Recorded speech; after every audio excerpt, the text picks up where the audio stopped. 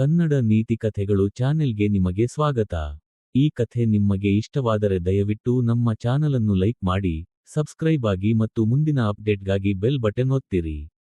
ಒಂದು ದೊಡ್ಡ ಕಾಡು. ಆ ಕಾಡಿನಲ್ಲಿ ಸಿಂಹ, ಇಲಿ, ಆನೆ, ಜಿಂಕೆ ಮತ್ತು ಇತರ ಪ್ರಾಣಿಗಳು ಒಟ್ಟಿಗೆ ವಾಸಿಸುತ್ತಿದ್ದವು. ಹೀಗೆ ಒಂದು ದಿನ ಬೇಟೆಯಾಡಿಕೊಂಡು ಬಂದ ಸಿಂಹ, ಮರದ ಕೆಳಗೆ ಮಲಗಿ ವಿಶ್ರಾಂತಿ ತೆಗೆದುಕೊಳ್ಳುತ್ತಿತ್ತು. ಆಗ ಒಂದು ಇಲಿಮರಿ ತನ್ನ ಬಿಲದಿಂದ ಹೊರಬಂದು, ಸಿಂಹ ಮಲಗಿದ ನಂತರ ಸಿಂಹದ ಮೈಮೇಲೆ ಓಡಾಡಲಾರಂಭಿಸಿತು. ಗಾಢ ನಿದ್ರೆಯಲ್ಲಿದ್ದ ಸಿಂಹಕ್ಕೆ ಕಿರಿಕಿರಿಯಾಯಿತು.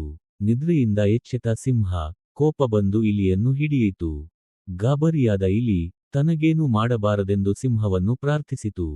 ತನ್ನನ್ನು ಬಿಟ್ಟು ಬಿಟ್ಟರೆ ಆಪತ್ಕಾಲದಲ್ಲಿ ಸಹಾಯ ಮಾಡುವೆನೆಂದು ಸಿಂಹಕ್ಕೆ ಇಲಿಯು ಭರವಸೆ ಕೊಟ್ಟಿತು. ನನ್ನಂಥ ಬಲಿಷ್ಠನಿಗೆ ನಿನ್ನಿಂದ ಏನು ಸಹಾಯವಾಗುವುದು ಎಂದು ನಿರ್ಲಕ್ಷ್ಯದಿಂದ ಸಿಂಹ ಇಲಿಯನ್ನು ಬಿಟ್ಟುಬಿಟ್ಟಿತು. ಕೆಲ ದಿನಗಳ ಬಳಿಕ ಬೇಟೆಗಾರ ಬೇಟೆಯಾಡಲು ಕಾಡಿಗೆ ಬಂದು ಬಲೆಯನ್ನು ಬಿಸಿದನು. ಅದನ್ನು ತಿಳಿಯದೆ ಸಿಂಹ ಬೇಟೆಗಾರ ಹಾಕಿದ್ದ ಬಲೆಗೆ ಸಿಲುಕಿ ಹಾಕಿಕೊಂಡಿತ್ತು. ಎಷ್ಟೇ ಪ್ರಯತ್ನಪಟ್ಟರೂ ಅದರಿಂದ ತಪ್ಪಿಸಿಕೊಳ್ಳಲು ಸಾಧ್ಯವಾಗಲಿಲ್ಲ. ಆ ಸಮಯದಲ್ಲಿ ಅಲ್ಲಿಗೆ ಬಂದ ಇಲಿಯು ಸಿಂಹವನ್ನು ಕಂಡು, ಬಲೆಯನ್ನೆಲ್ಲ ತನ್ನ ಹರಿತವಾದ ಹಲ್ಲುಗಳಿಂದ ಕತ್ತರಿಸಿ ಸಿಂಹವನ್ನು ಬಲೆಯಿಂದ ಬಿಡಿಸಿತು. ಚಿಕ್ಕ ಪ್ರಾಣಿಯಾಗಿದ್ದರೂ ತನ್ನನ್ನು ಕಾಪಾಡಿದ ಇಲಿಗೆ ಸಿಂಹವು ಕೃತಜ್ಞತೆ ಸಲ್ಲಿಸಿತು.